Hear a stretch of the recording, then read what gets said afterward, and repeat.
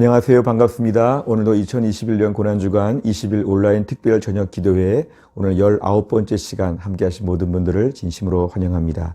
우리가 오늘은 금요일입니다. 우리가 고난주간의 금요일은 성금요일 이렇게 부르기도 하는 매우 특별한 시간입니다. 십자가에서 죽으신 우리 예수님의 사랑을 깊이 묵상하는 가운데 오늘 기도회를 시작하도록 하겠습니다. 찬송가 151장입니다. 151장입니다. 만왕의 왕 내 주께서 왜 고초당했나.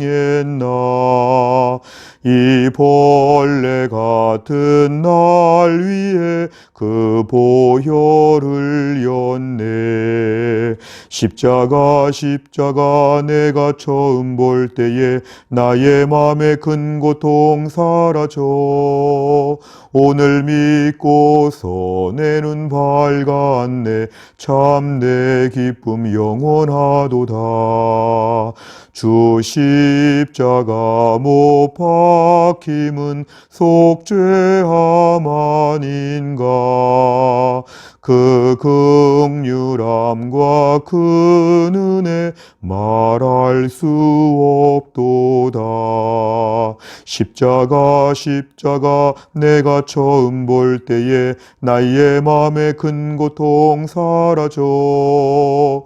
오늘 믿고서 내 눈 밝았네. 참 내 기쁨 영원하도다. 늘 울어도 그 큰 은혜 다 갚을 수 없네. 나 주님께 몸 바쳐서 주의 일 힘쓰리. 십자가 내가 처음 볼 때에 나의 맘에 큰 고통 사라져. 오늘 믿고서 내 눈 밝았네. 참 내 기쁨 영원하도다. 아멘. 오늘 함께 저희가 읽을 말씀은 마태복음 오늘은 27장입니다. 27장의 말씀을 통해서는 예수님께서 빌라도에게 재판을 받으시고 십자가에 못 박히십니다. 그리고 십자가에서 우리를 위해 죽으십니다. 그리고 무덤에 묻히시는 내용까지가 오늘 본문에 등장합니다. 마태복음 27장. 다음날 아침이 되자 모든 대제사장과 백성의 장로들이 예수님을 죽이려고 논의를 하였습니다. 그들은 예수님을 묶어 총독인 빌라도에게 데려가 그에게 넘겨 주었습니다. 예수님을 배반한 유다는 예수님이 유죄 판결을 받은 것을 보고 양심의 가책을 느꼈습니다. 그래서 은 30개를 대제사장과 장로들에게 돌려 주었습니다. 유다가 말했습니다. 내가 죄 없는 피를 팔아 넘기는 죄를 지었습니다. 그들이 대답하였습니다. 그게 우리와 무슨 상관이냐? 그것은 너희의 문제다. 유다는 은화를 성전 안에 내던지고 나가서 목매어 자살했습니다. 대제사장들이 성전에서 그 돈을 거두고 말했습니다. 이 돈은 핏값이니 성전에 두는 것은 안 될 일이다. 그들은 서로 의논하여 그 돈으로 토기장의 밭을 사 나그네들의 묘지로 삼기로 결정했습니다. 그 밭은 지금까지 피밭이라고 불립니다. 그래서 예언자 예레미야가 말한 것이 이루어졌습니다. 그들이 은화 30개, 즉 이스라엘 사람들이 몸값이라고 정한 값을 받았다.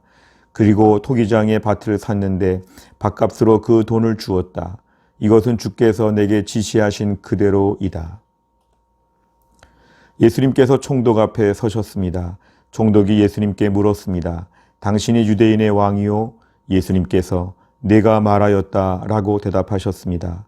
대제사장과 장로들이 예수님을 고발하였지만 예수님께서는 아무 대답도 하지 않으셨습니다.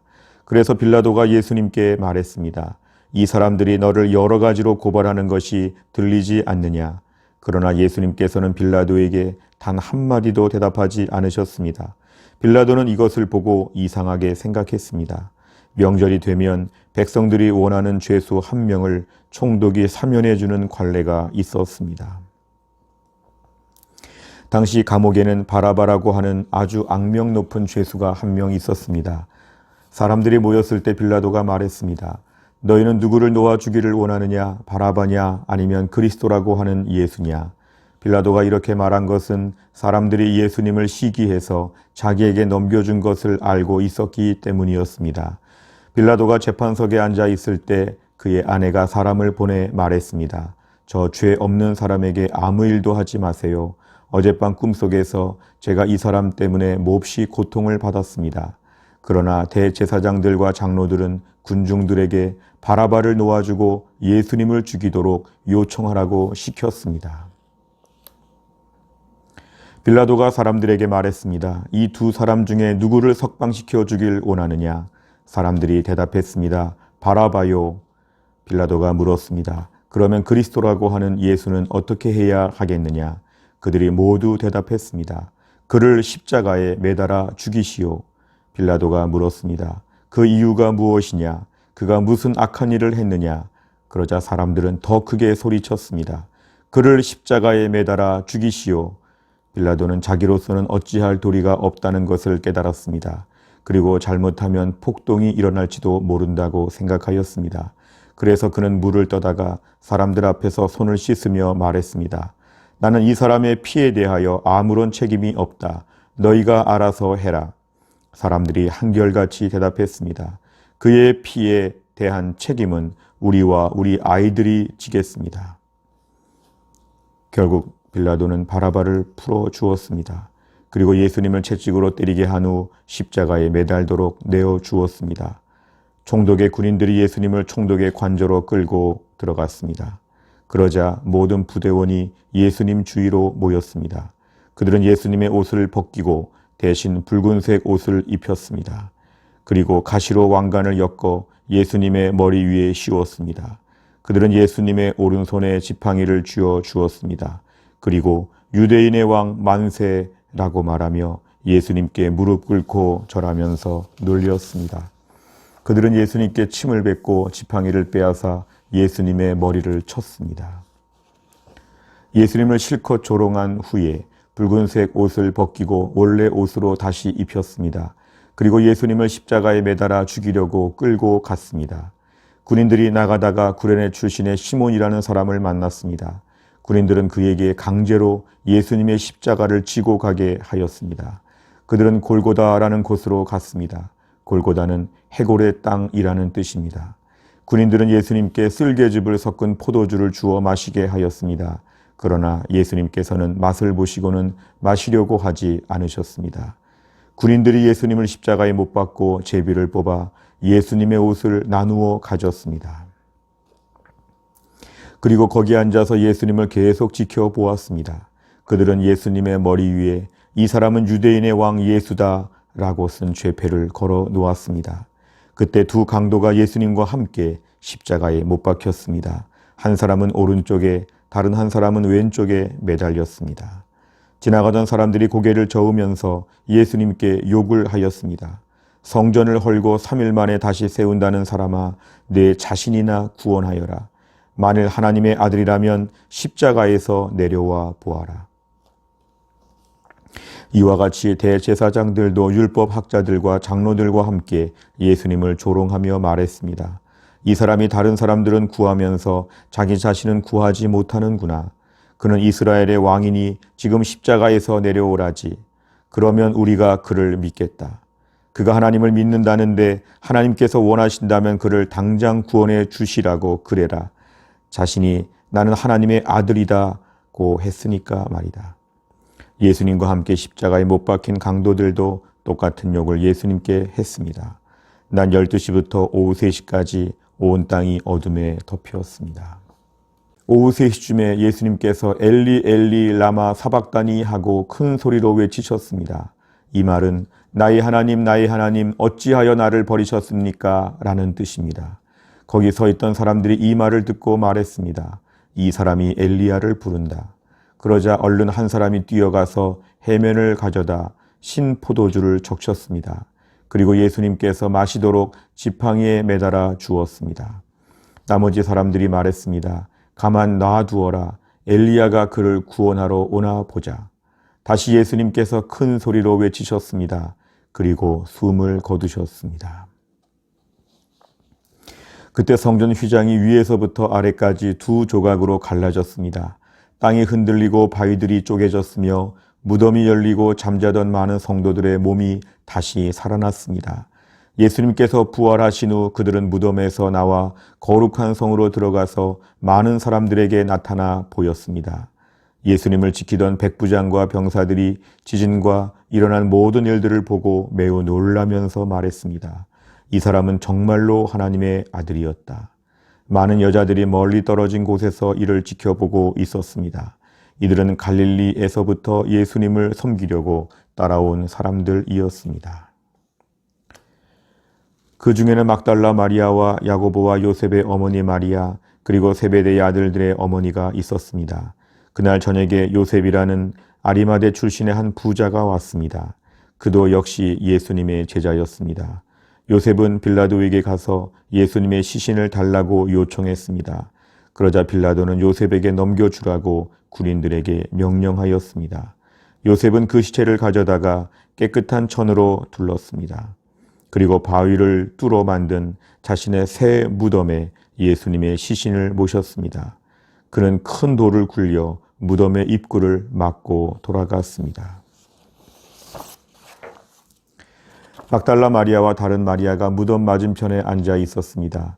이튿날 곧 준비일이 지난 후에 대제사장들과 바리새파 사람들이 빌라도에게 왔습니다. 그들은 말했습니다. 각하, 그 거짓말쟁이가 살아있을 때 내가 3일 뒤에 살아날 것이다 라고 한 말이 기억납니다.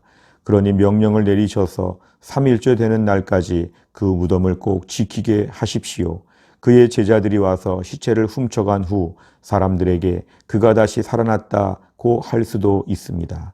그러면 이번 속임수는 처음 것보다 더 나쁜 결과를 가져올 것입니다.